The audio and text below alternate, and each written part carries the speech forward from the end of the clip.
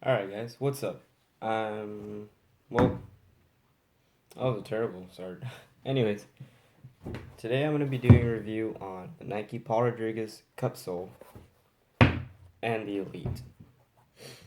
Okay, well, to start off, this is one of my worst investments ever. I dropped $168 on these bitches. These are okay. I dropped 80 bucks on these, or 90, forgot. Free shipping, so I think it was probably 90. Okay, out of these two, my favorite was this one, but because of the price, I disliked it. This one was really nice, really good flick, really good like comfort and everything. The one thing I didn't like about these though was the fact that right here gave me the worst pressure point I've ever had in any shoe. Like this one had a pressure point right here along the right there had a pressure point, but on the other toe, because I pushed with this one.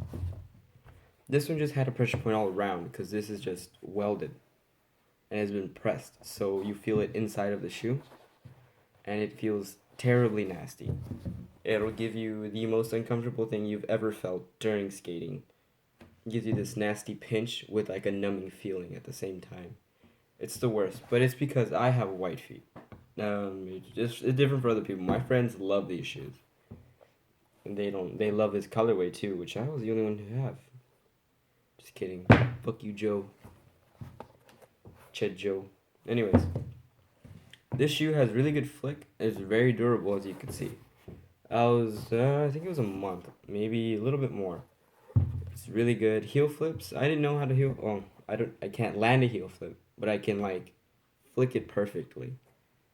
And I just can't land them. I just have that fear of the heel flip, which I should with the kick flip, but I don't, which is so weird. Anyways, yeah, the heel flip part was really good. This was something that I was concerned about because it happened on this shoe.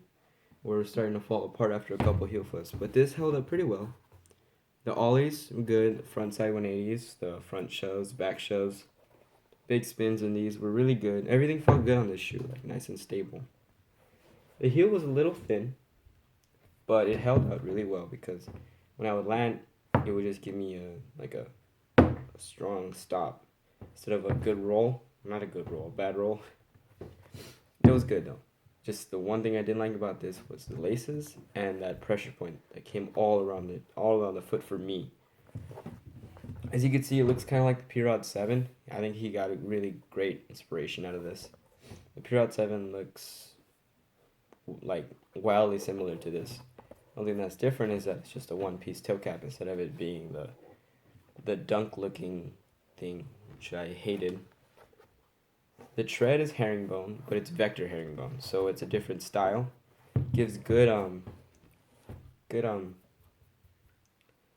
traction, great traction actually. The only thing that was concerning is when it was a little wet outside. If you would step on a puddle skating, you would slip pretty well. But I mean, what shoe's meant to skate in the rain, right? Switchfoot. All I had known at the time was ollies when I would skate this shoe. The shoe was really nice for skating switch. They felt really good for skating switch. There's really no difference. I mean, if you think about it, it's just the same. It's the same side. There's no difference. They held up well. The gum held up really well. Like it didn't start bowing for a good while until around the last week I started skating the shoe. It started like forming to the creases of the suede. It started to come apart. Not come apart, but it started to wear at the shape of the suede. And that's for the P-Rod 9 Cupsole and Brown Ale and gum. Now time for the P-Rod 9 Elite.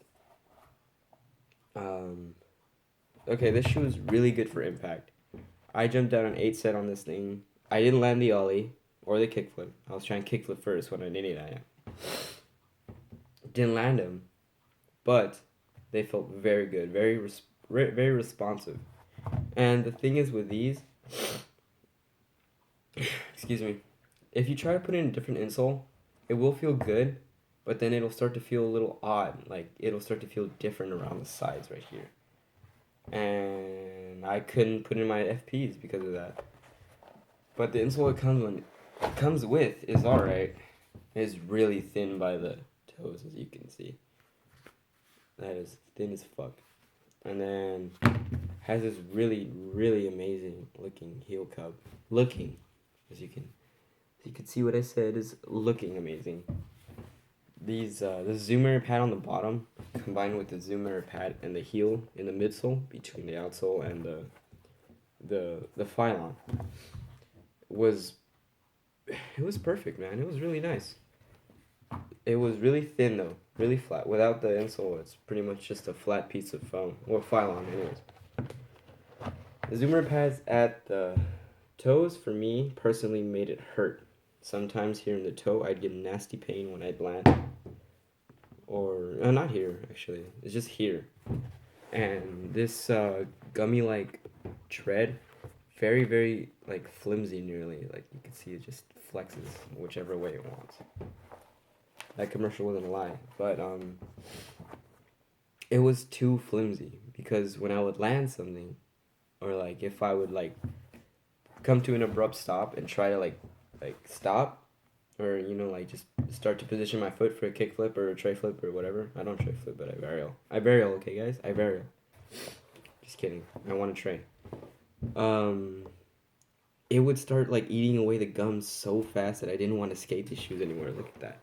That was the first week I had the shoe. And I stopped trying to position my foot, and I started trying to just put my foot where it's supposed to go. That helped a bit, but I mean, this shoe made me change my skating, which is something I don't like. I want to skate the way I want to skate. I don't want to skate the way the shoe wants me to skate, or something wants me to skate. Fuck that. I'm getting a little aggressive, I'm sorry guys. This shoe was really nice though. Like, it was very durable, as you can see. I say that weird. Durable. I'll deal with that later. It's very durable. The kickflip area started bowing, but that was after a good amount of time, because I had just wanted to get my kickflips down so consistent that I would just keep trying them, or keep trying and landing them, trying and trial and error, okay? And it just was so nice, but the fact that it just had areas where it wouldn't work with my foot made me not like these shoes. But for anyone else, it would probably be a really nice shoe. Very durable. Don't forget that. The Flywire cables do lock in your foot. It's amazing. It feels really great because, like, instead of, how they say, instead of the lace just pressing down on your foot, instead it just locks down on your arch. And just like it brings the whole shoe together. It's just amazing.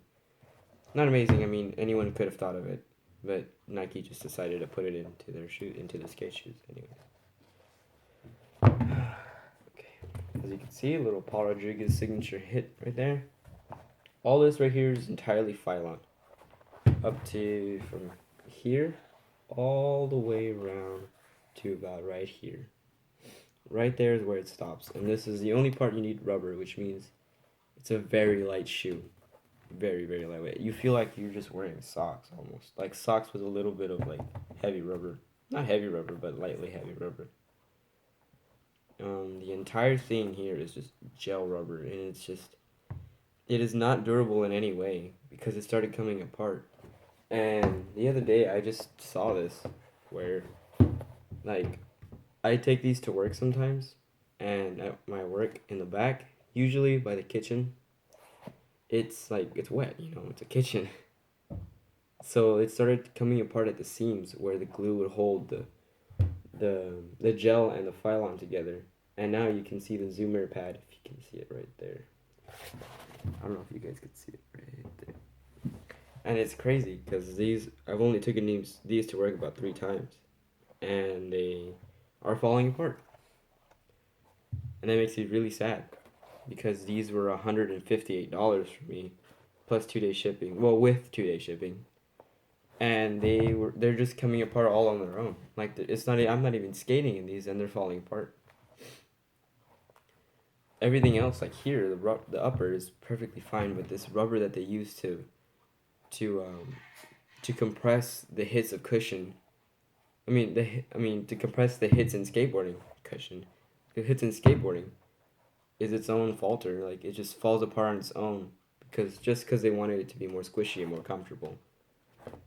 And it's so sad because they couldn't use normal rubber. They used some other gel-like rubber that's clear, just so it looks cool. Makes me really sad. $158. I don't recommend. I bought him out of impulse. I loved him. I skated them, and I don't love him anymore. So there you go. That's P-Rod 9 Elite. If it were to me, I would pick neither, because this one was uncomfortable. This one is too much money for something that falls apart too fast.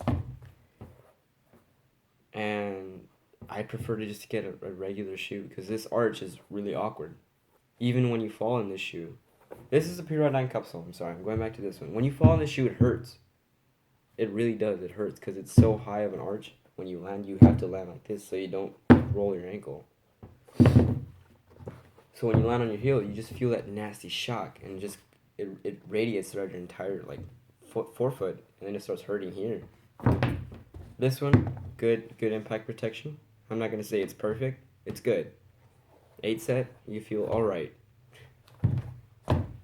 This one's better at impact. This one's better for, I guess, tech. But then again, P-Rod comes out with a new variant of every shoe that he has every other month. So the VRs came out last month. Those things look pretty nice. I was gonna buy them, but I'm like, fuck no. Instead, I bought myself a pair of Huffs, and those are pretty nice. So that's it for this video. It's video of the P-Rod 9 Cupsole in brown ale and gum, and the P-Rod 9 Elite in black and gold, I think. Black, gold, and Victory red. Well, there you guys go. Subscribe, like, and leave a comment if you like. I know this video probably sucked. Oh, I don't know. Maybe it sucked. Maybe someone out there liked it. Anyways, yeah, if you guys like it, leave a comment. If you guys don't, leave a comment. Either way, I mean, I want to know what you guys think. Thank you guys. Subscribe. Don't forget, Joe's gay. Joe's gay.